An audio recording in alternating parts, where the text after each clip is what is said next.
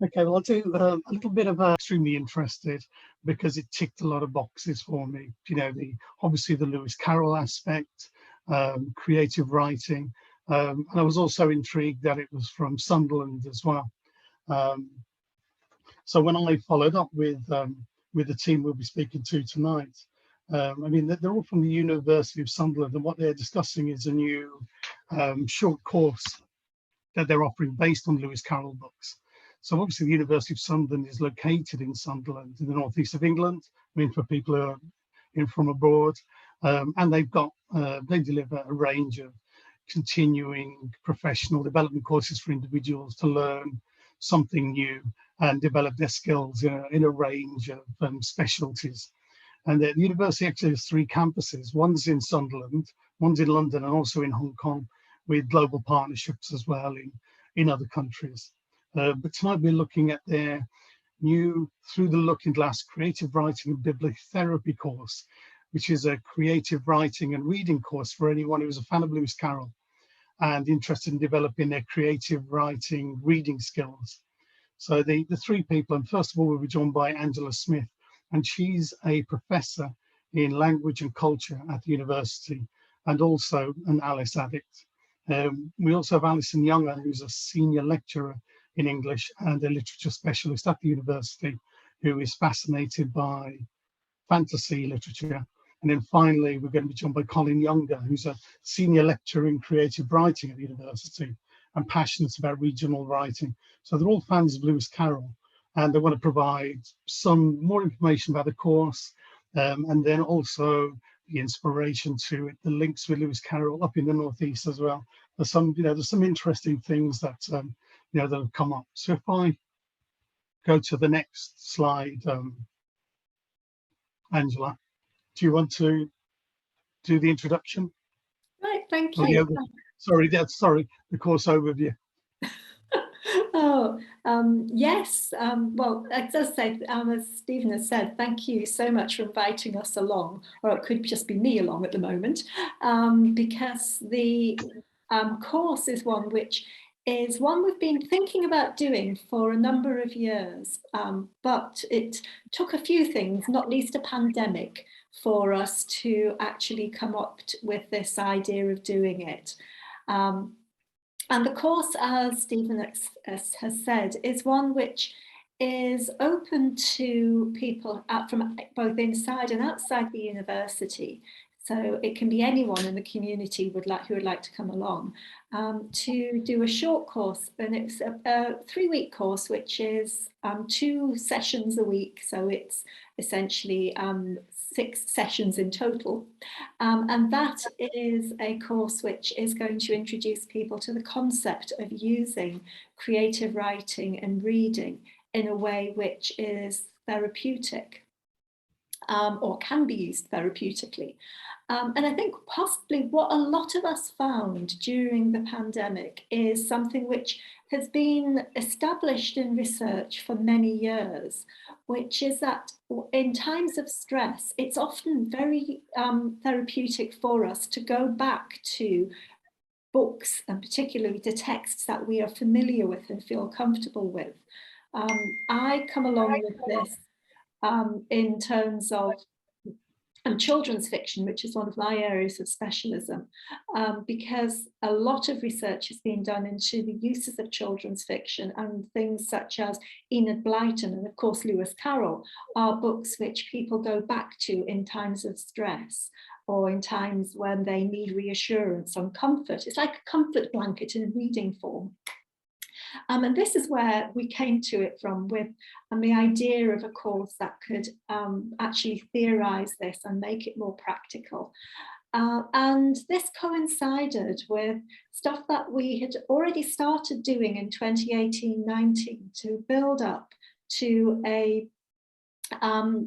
celebration of the 150th anniversary of the publication of Through the Looking Glass. Because we, as Colin will be explaining later, a lot of that was written or inspired by stories from the northeast of England and from Sunderland in particular. So this was a big project that we had that totally got scuppered by COVID, but that's another matter completely. So my best Chris Whitty voice. Next slide, please. Okay. Just over to.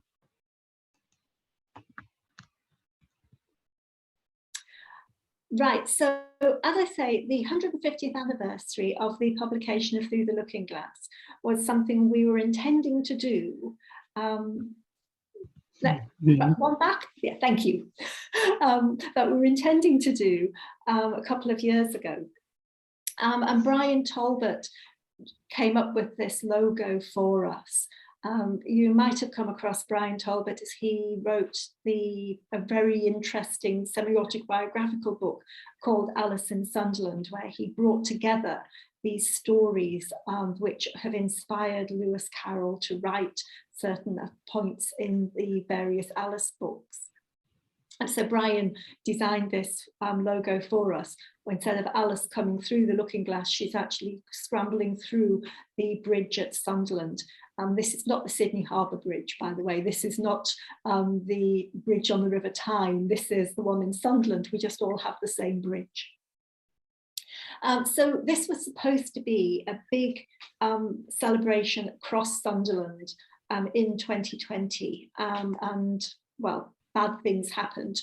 We went into lockdown, but we didn't stop thinking about the 150th anniversary and the relationship between Alice and Sunderland.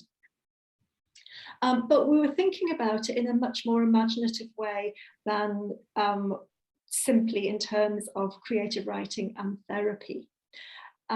We were thinking about how Alice and the characters in these books actually stand apart from the books. People know Alice without actually having read the story. We know a lot of the characters without actually thinking of them in the context of the story. And Alice in particular is an iconic character in Western culture. This is one of the things that we were using in the bigger plans for our celebration of Looking Glass 150, and it turned into something that was equally engaging, but a lot smaller. So next slide, please. One of the things that we did and managed to actually do during lockdown, I've forgotten which lockdown it was, but it was one of them, was contact local primary schools and set them the task of using the character of Alice in a contemporary setting. So instead of Alice going down a rabbit hole or through a looking glass in the 19th century, what would happen if she ended up back in our time now? Would she become sort of a Greta Thunberg character as an activist, seeing what industrialization that the middle part of the 19th century was just beginning to make sure we were all going to suffer from later? What has happened? What has the world become? So we set her up as an environmental activist and sent story inspirations out to local primary schools, getting them to write 250 or 500 word stories, depending on the age group. One of our students in graphic design came up with this graphic image of Alice as a contemporary character with her striped socks and her blue and white outfit, but it's a very practical outfit. It's not starched petticoats. She actually has a belt which has got useful things that she can put in her pocket, and she has a sidekick called Hedgehog. And on the other side of the slide, you can see just an example of one of the stories that was submitted, and they had presented their stories to us using paper that has imagery from the books, primarily from the Disneyfied version of the books, but they were very much engaged with this as a particular form of creative writing. They were using Alice, although very few of them had read the Alice books. They had seen the films, or they simply knew of Alice as a character. And they produced some absolutely brilliant stories of Alice as an environmental activist. And we had them edited and printed and sent back to the children. So we had a book at the end of that the children were able to get. Next slide, please. Another thing that we were doing in 2020 was the early version of this course that we are we're running next year. And that was using walking around a park and being inspired by various things in that park in a therapeutic way, using creative writing. And the park in question is Mowbray Park in Sunderland, which is the park in the centre of Sunderland. And it already has a lot of Alice-themed areas to it. So it has a big bronze statue of a walrus by the duck pond, always has a seagull perched on top of it. The children's playground is based on the chess set from Looking Glass. So there are various things in the park that are linked to Alice. And there are about 70 or 80 benches in the park, and most of them had brass plaques which had lines of poetry from a very 1990s poetry competition. But some of those plaques had been lost or removed over time. So I got permission from the council to revitalise these benches by getting some more brass plaques printed or engraved with quotations from the Alice books. And this is just an example of one of them, but the plaques are easily identifiable with the Looking Glass 150 logo. The quotations are all about identity, because if you think about it, Alice is on a quest for identity in a lot of these books. Who am I? Where am I? Are the sorts of questions that are implicit in a lot of what she says. And that, I think, is what we were starting to think about when we were looking at creative writing as therapy and using these plaques with these identity-orientated quotations on them to get people to think about their own identity and the questioning of that. So this is a project that we were going to run in 2020 for the Sunderland Literature Festival, but the pandemic overtook us again. We didn't get around to running the creative writing side, but the plaques are already on the bench. I had funding from the local council. I applied for community chest funding and got the plaques engraved and installed from the council.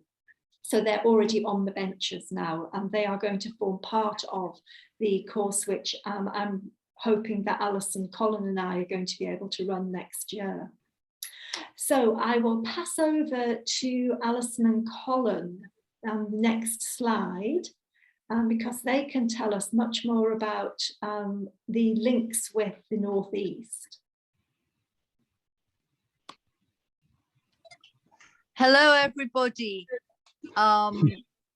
Very nice to meet you. We've been victims of internet gremlins. Nonetheless, I'm delighted to have this opportunity to talk to you about Carroll and his links with the Northeast, and also Alice Liddell. Now, the Northeast of England, where we work, is very coastal. And if you go up the coast from where we are, it takes you to a pub called the Jolly Sailor, I think, isn't it? The Jolly Sailor, where Carroll used to stay. And just a little bit further up the coast, there is a beautiful, beautiful piece of coastline, which was known as the Marsden Grotto, just to add my own kind of hobby horse in here, because I'm a Gothic specialist. It's one of the most haunted places in the north of England. And Carroll used to go to the grotto, and it's where he got his inspiration for The Walrus and the Carpenter, just wandering on the beaches round there.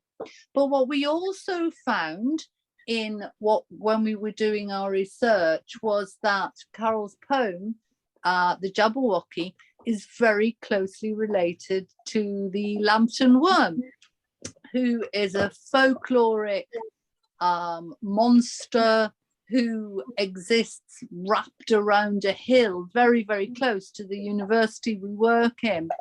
And so we saw these links and we thought, how fantastic to actually build on the concept, the idea of Alice in Sunderland, because it happened, it was there. Alice is such an interesting character. She really fascinates me. She's a person who wanders into this wonderland, and she's logical. She doesn't want to lose her name in the room that has no names. But nonetheless, it links very closely into this idea of creative writing and therapy and well-being, and the idea of journaling and the idea of bibliotherapy, because we firmly believe from a bibliotherapeutic approach,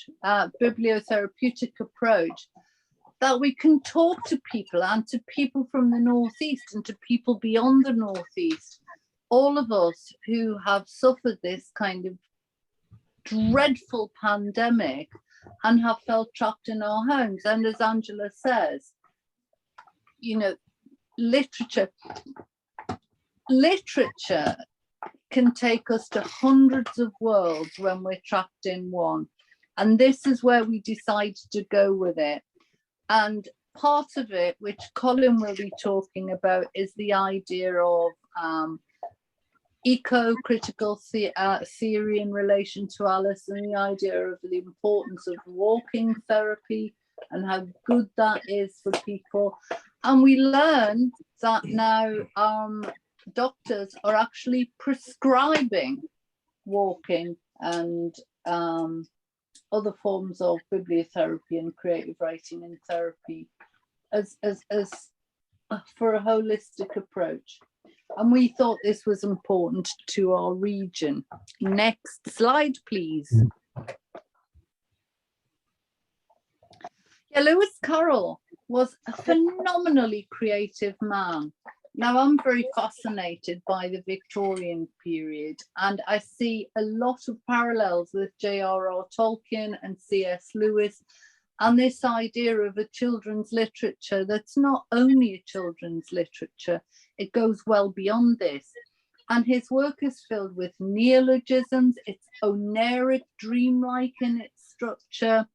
He's writing at a time when it was considered a pejorative thing to say that someone was a children's writer. Robert Louis Stevenson suffered very badly from this. Interestingly enough, all of his great children's texts were considered just children's literature. And it's only when he writes his most hated of texts, the one he calls his crawler, Jekyll and Hyde, that he ever really gets accepted as a writer. But I think we have this wealth of writers around this period: Lewis Carroll, Stevenson, Bram Stoker, Le Fanu, who are doing something really, really special. And I think Carroll's creativity is exceptional at the core of this. I think his work is extremely allegorical. I think you can read it as a child, which I did, and which I'm sure many of us did, and see it as quite a gorgeous children's story. But as you get older, you start to read more and more layers into it, and you start to go off on different pathways and look at the different allusions and allegorical readings, and there are many of them. And this is one of the things I want to bring to the course, this idea of looking at Carroll and allegory. And I think Colin, from a creative writing perspective, is going to do some work on the Jabberwocky, linking it to the Lambton Worm, and trying to encourage students and other people who may choose to join to actually use parts of the lantern worm and exercise their creativity. And we'll meet a world of monsters. We'll meet a world of heroes, just as Carroll did. Next slide, please.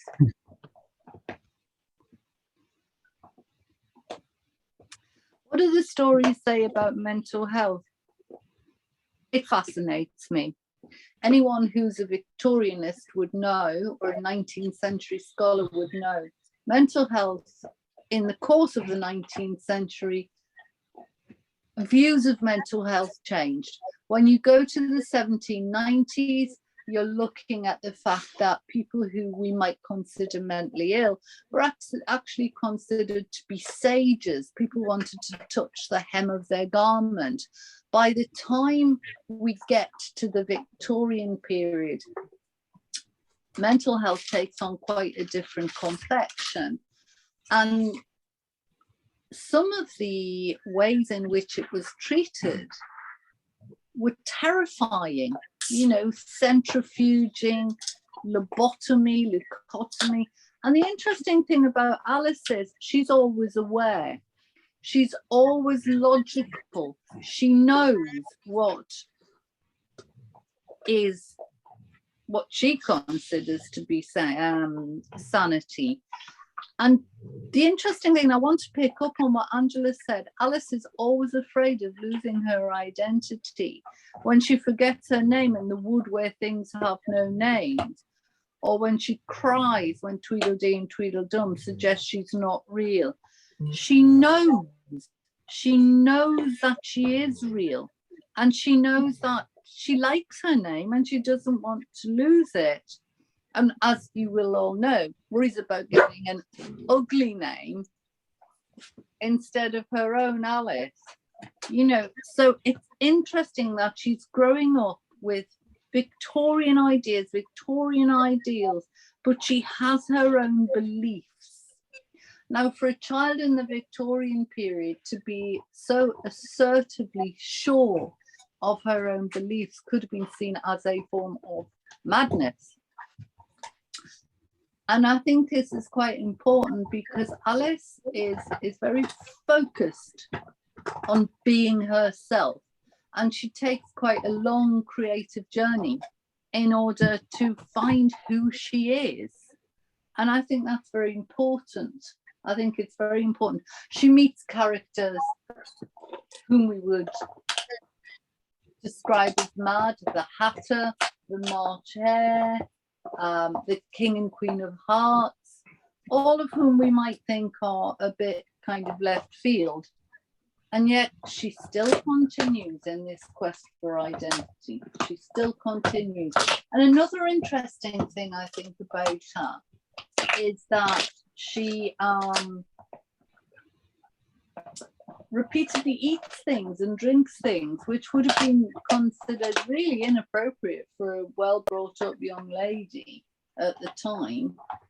So, you know, she has a huge amount to tell us about ideas of mental health. Could we go to the next slide, please? I'm going to pass over to Colin because this is his baby, the hero's journey and the heroine's journey. So I'm going to pass over to this because we think this is massively important, not only to Alice in Wonderland and Through the Looking Glass, but also to creative writing and writing for yourself. Colin, would you like to take the stage? Surely. Hi everyone, I'm Colin Younger. I'm the creative writer in this trio. Yeah, trio is a good word. Actually, there'll be far more than a trio because we consider everyone who's on the course to be an equal, if you like. That includes the lecturers and all participants. And we all work together to achieve our individual goals and help other people to achieve their individual goals. And on that note, I just want to say a little bit about the hero's journey, which some of you may have heard of. The hero's journey is a scaffold, if you like, or a structure upon which stories are hung, if you like.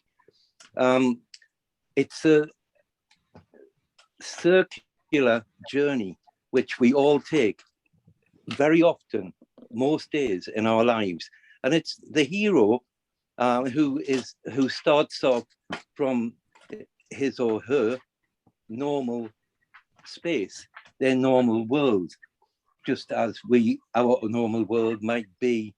We have a job, I don't know, or we might be retired, or we get up in the morning and make a cup of tea, and we go to the shops, etc., all the kind of mundane things, if you like, which happen every day.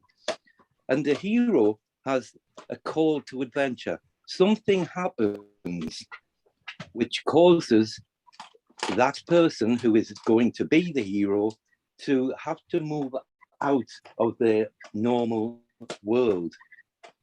Usually they're afraid to make the move, and they turn it down, they turn the chance down to start with, but eventually they accept the call. And this is where they cross the threshold, the first threshold.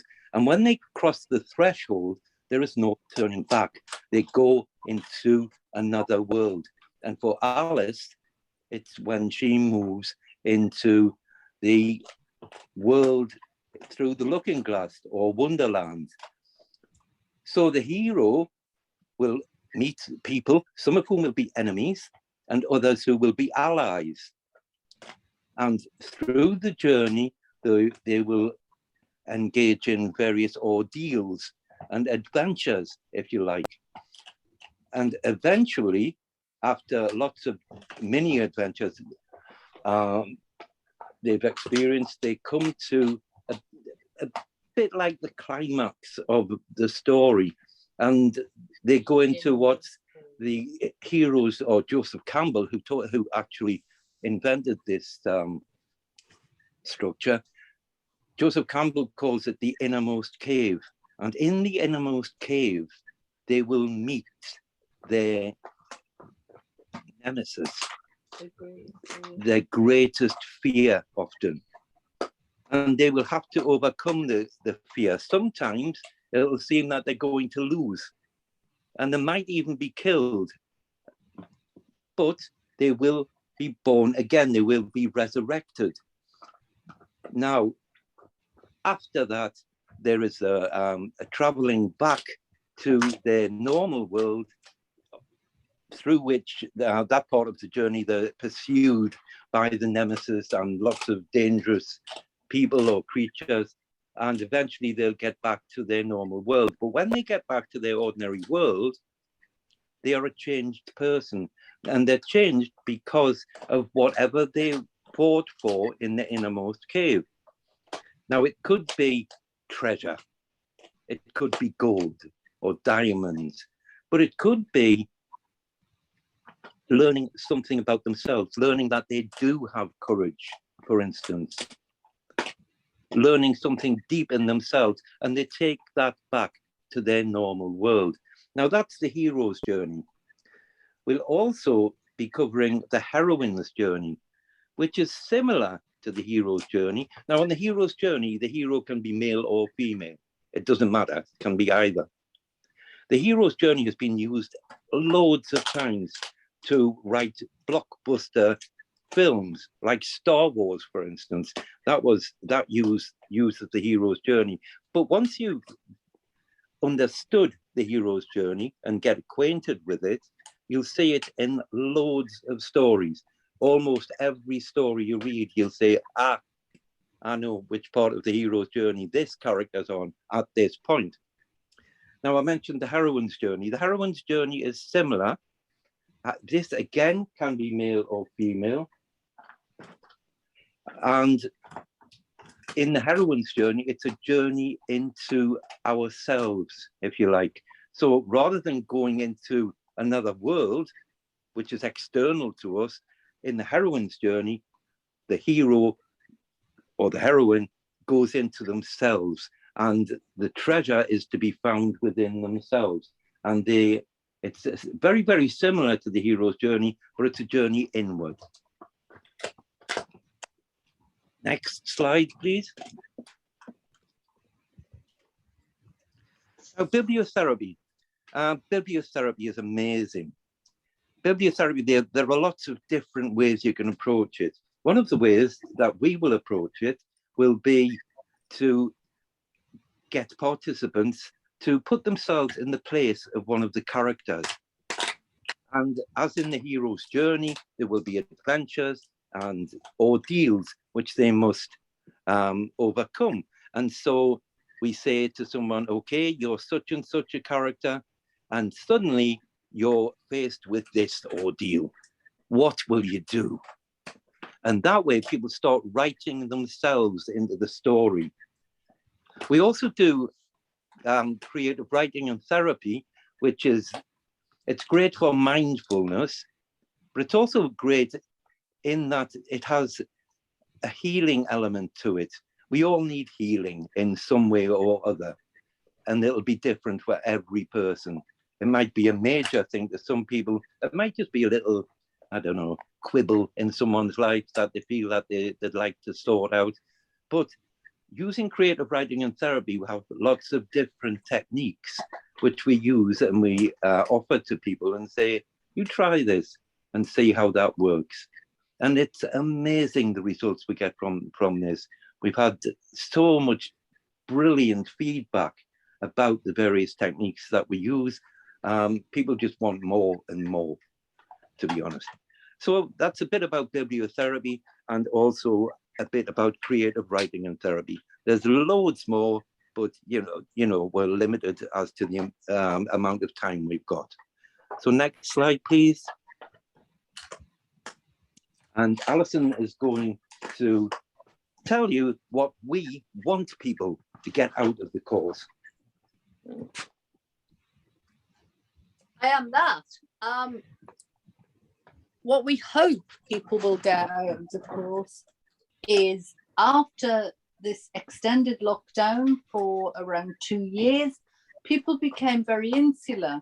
Medical science tells us that the rates of agoraphobia, for example, are going up at a terrifying rate. People are scared to get out. Now, what we're hoping to do is get people out walking, looking at the plaques, using the plaques for inspiration to write themselves. And also, Colin will be doing some work on journaling with people, so people can, because one of the things I love about creative writing and well-being and creative writing in therapy is that, you know, I don't think I'd fancy going to a psychoanalyst and talking about all of my issues, but you can talk to yourself in your writing about them, and you're your own judge, and you can look back on it and see how you've developed. But I do think the journaling aspect is very freeing for people as well. Also, the walking aspect of getting people out with like-minded people, with people who they may become friends, who's to say they won't.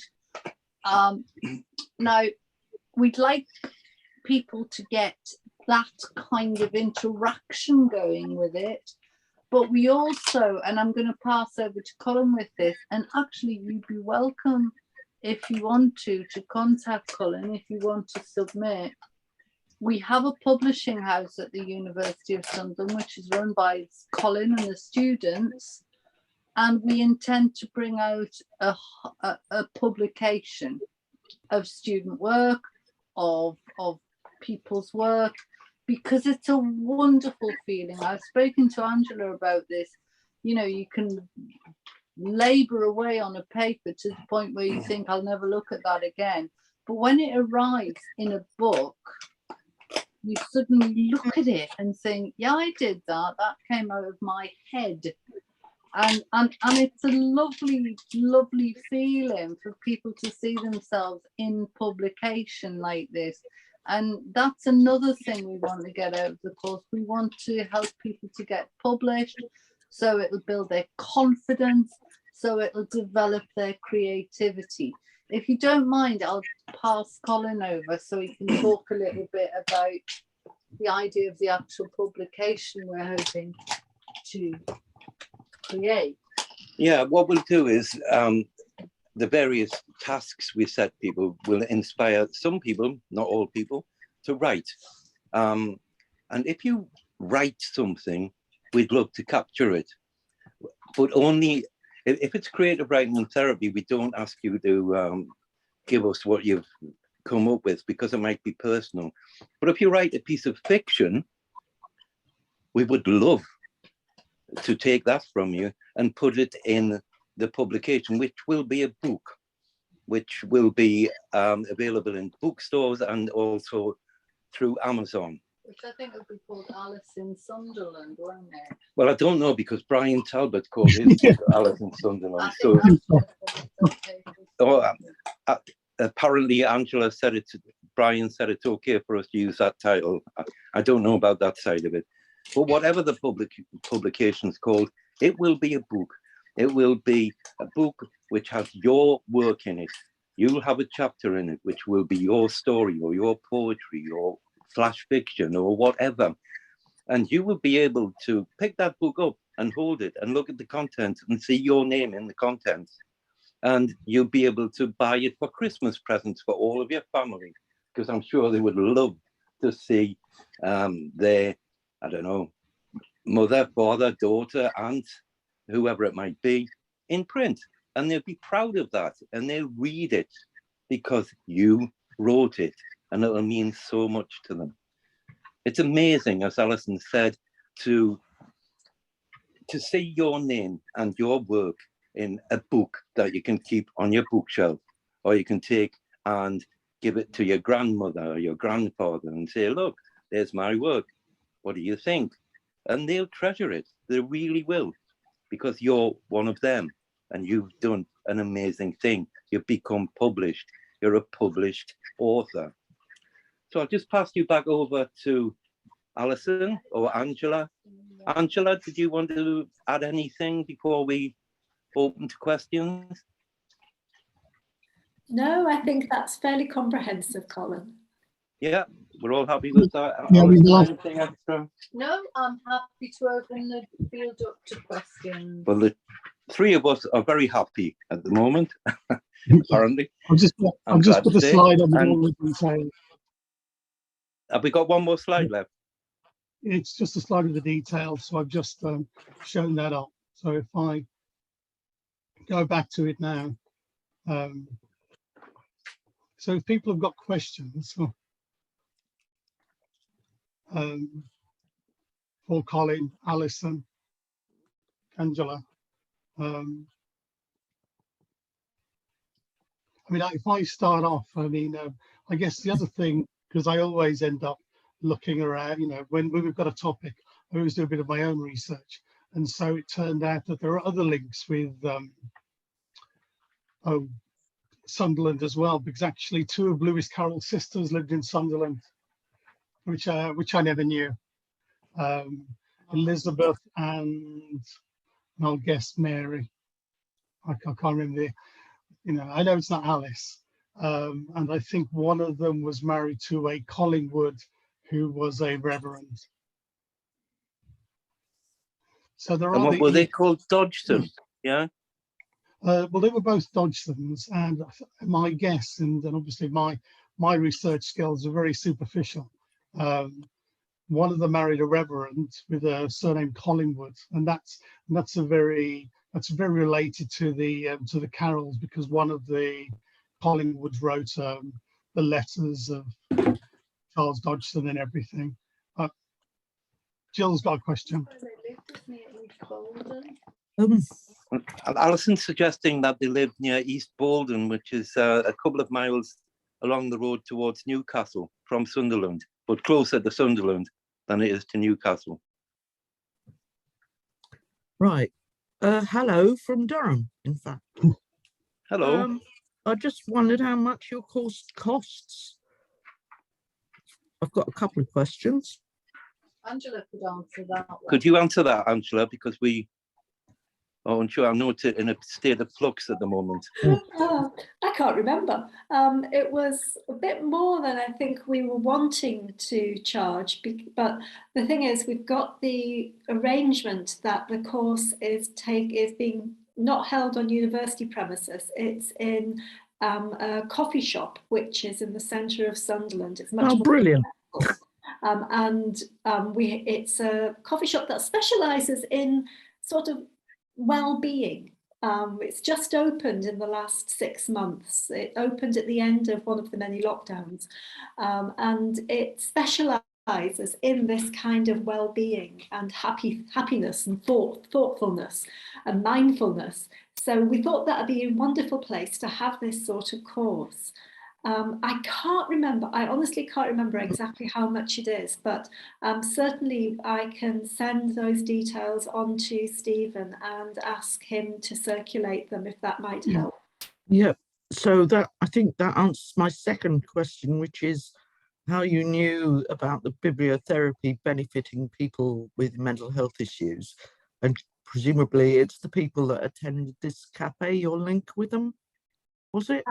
No, I think this is a long-standing amount. There's a lot of research into this for many years, and actually it was Anne Cleave who gave me this idea. She is an honorary doctorate at the university, and she gave an online talk during, I think, second lockdown, where she spoke about how she had resorted to bibliotherapy to help her in lockdown through the grief at the loss of her husband. And this got me thinking that it links to what I already knew about in terms of resorting to reading for therapeutic purposes, and then things that Alison and Colin have already been doing research into, which is writing for therapeutic purposes. So it sort of linked all of that up. We thought, well, let's see if we can run a short course on it. Sounds brilliant. Can I jump in very quickly there? Colin may or may not want to tell you, but he had a very personal experience where a very close family member was a professor at Glasgow, and he was diagnosed with a stage 4 tumour in the brain. And he gave up. He absolutely gave up until he went to the Maggie Centres, and they started doing creative writing and therapy with him, and it absolutely changed his life. So Colin decided to go on and do some postgraduate qualifications in creative writing and therapy, and then he didn't know what to get me for a birthday present one year, so he paid for me to do a course in bibliotherapy, and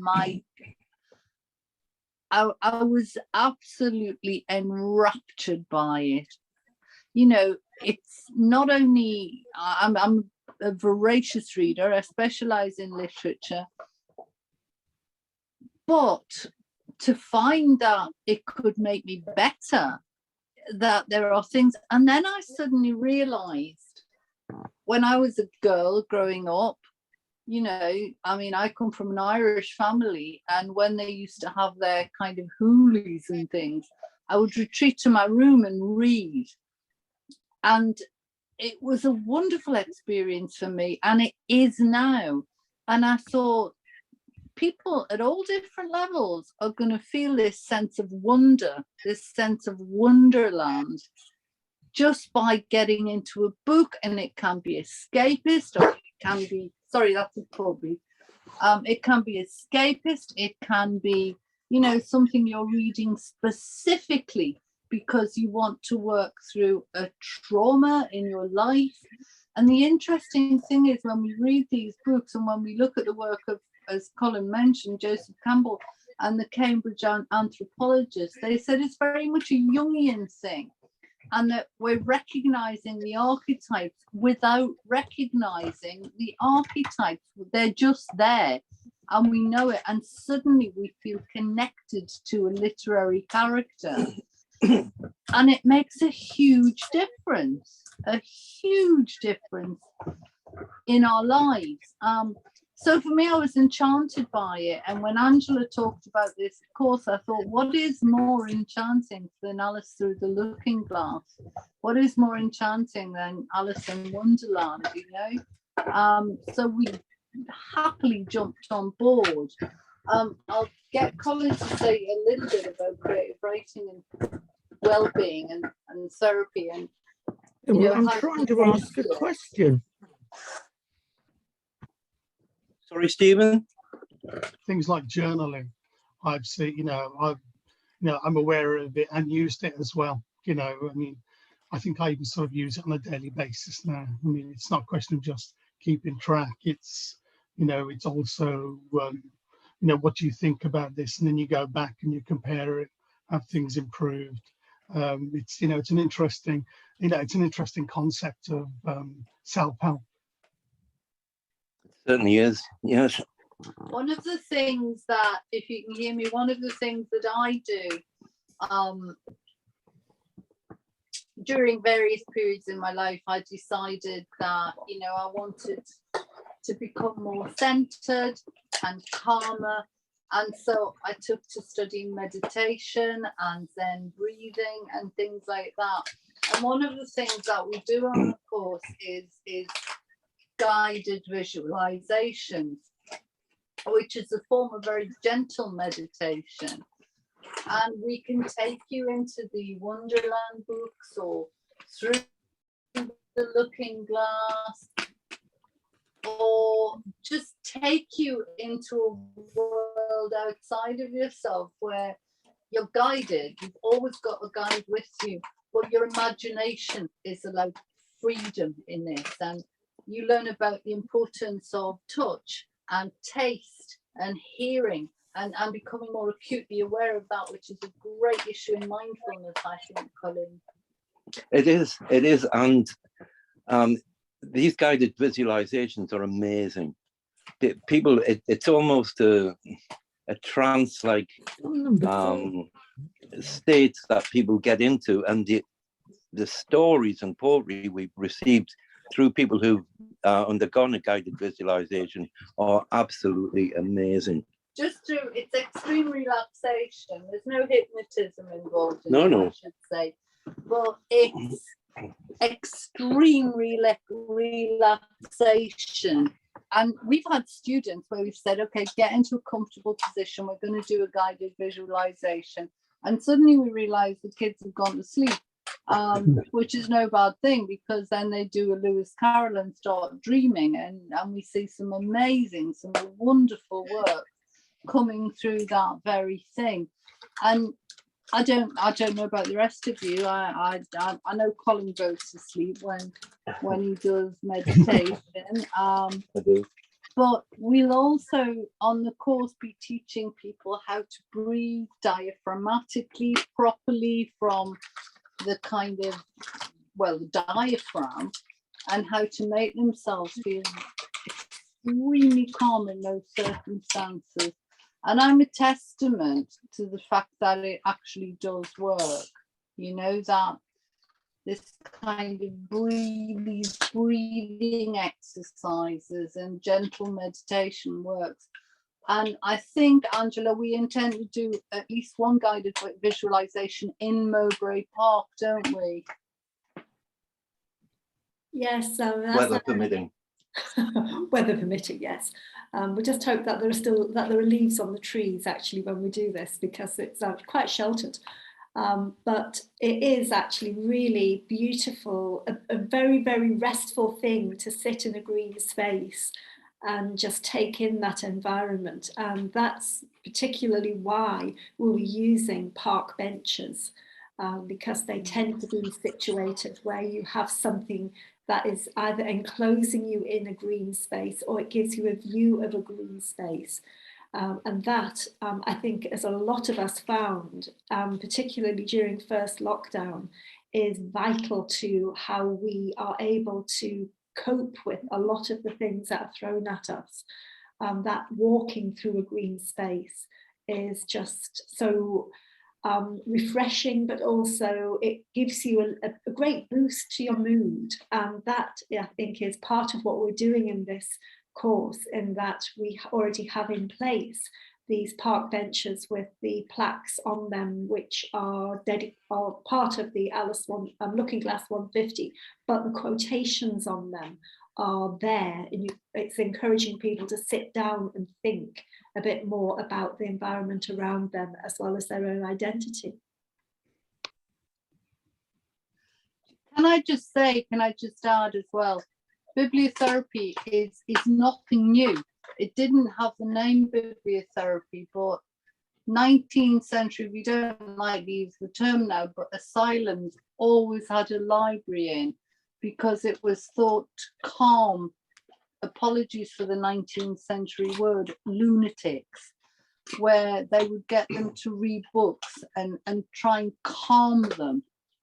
And it's gone on since then, and it's developed since then. And I do know from talking to nursing friends that now they're starting to take a very much a holistic approach to patients, instead of pathologizing them and saying, oh, well, this person has this, here's some tablets, off you go. To actually take this holistic approach and say, have you read such and such? This is the story of someone who has had very similar experiences to you, or have you read such and such? And I think Angela would know about this as well. Children's literature can be wonderful for that. For me, I love to read ghost stories. Absolutely love them. Nothing beats a Sunday afternoon with the fire blazing and a book of 19th century ghost stories in my hand. Other people, there are different things. I've lost count of the amount of times I've read something like the Lord of the Rings, for example, because I love these high fantasy texts as well. But I have a PhD student at the minute, and she chats to me about, she's doing it on text and gaming, and she chats to me about these games, and there it is, the hero's journey, the heroine's journey, the idea of kind of placing yourself in one of these narratives and working through it. And the whole idea of the hero's journey, it tells you how to write a bestseller, doesn't it, Colin? It does. Do you want to come and say anything about I think you're right. I mean, just bring it back. I mean, I think that the idea of the hero's journey is quite a good one for this sort of thing, particularly after, as you say, a very long 2 years when people probably don't feel very heroic and have just sort of struggled all the way through. So it's good to, I mean, at the moment I'm reading a book about reframing things, and it is, and it's a good, and it's a good, it's a good approach that people can consider. It won't, nothing works for everyone, but if it works for some people, then that's really good. Absolutely. I mean, are there any more questions from anyone?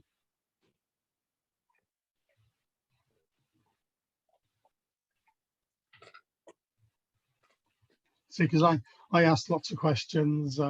Yes, there is. Yes, me.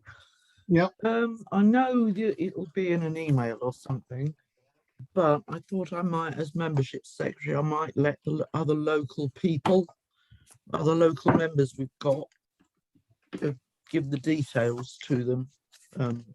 Well, I've got a slide, Jill, at the end with all the details. Yeah, I know, but I would like to know when it is and what time. It's next quite Easter. soon, isn't it? No, it's next Easter. We thought Oh, next Easter. Why did I think it was earlier than that? Right, okay then. It was initially supposed to be, well, in the next week or so. But because of time frames, we realised that it just was too soon for us to do it. I see. Next Right. Easter, Oh, well, Tuesday and Thursday. I'll maybe get in touch with you. That'd be lovely. Right, thank you again. And I think that'll give time for more details to be shared about the course as well. But yeah, I mean, I found the links to the Northeast to be quite interesting. The other one that sometimes comes up are links to Gateshead as well. Ravensworth Arms is Been there many times. Yeah, well, we live in Gateshead and we know the Ravensworth Arms, yeah.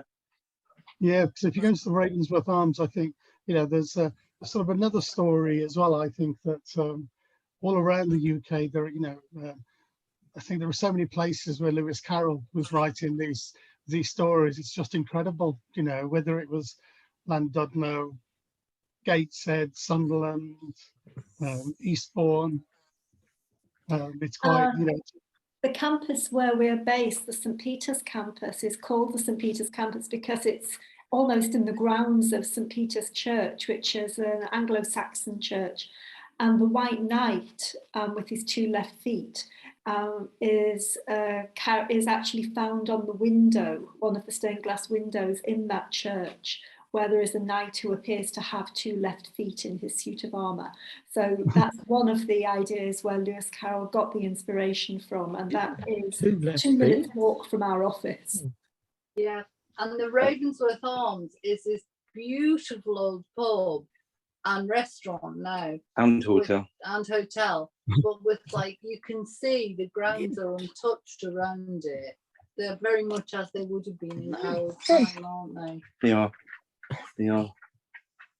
And just to go back to what Angela mentioned about St. Peter's Church, of course, the major link there, as far as writing is concerned, is St. Bede. Now, St. Bede spent most of his time at what's now St. Paul's in Jarrow, but back then there was nothing in between St. Paul's in Jarrow and St. Peter's in Sunderland, and so Bede and the other monks would walk from Jarrow to Sunderland and stay there and then return, you know, so they went between the two. So it's back as far as 685 as far as writing's concerned. So it is an amazing kind of literary centre and has been for centuries.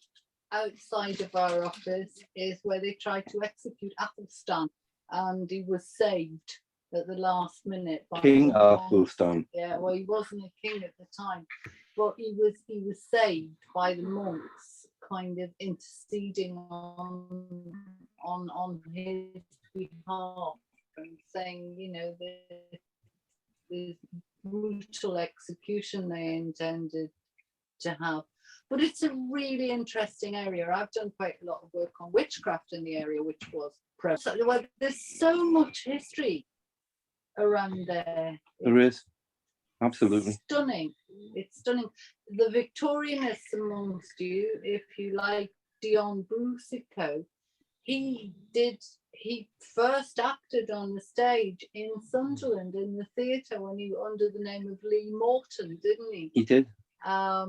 It's just, we kind of feel like Sunderland is the overlooked brother to Newcastle, but it's a thriving centre now. It's the cultural kind of projects that are taking place are really quite astonishing, aren't they? Yeah, it's really a booming cultural area. Yeah. Yeah. And I think that every time I read about the Sunderland Empire, I'm fascinated about all of that. All of the people. Anything else anyone would like to say? Or? Yeah, didn't Sid Jones collapse on the Sid James collapse on the Sunderland Empire stage? I think he did. It was a big. He died on stage. It's on my to-do list to go there. Right. Okay, well, if there are any questions for anybody? Because if they're not, I'll close down the meeting and I'll thank Colin Angela.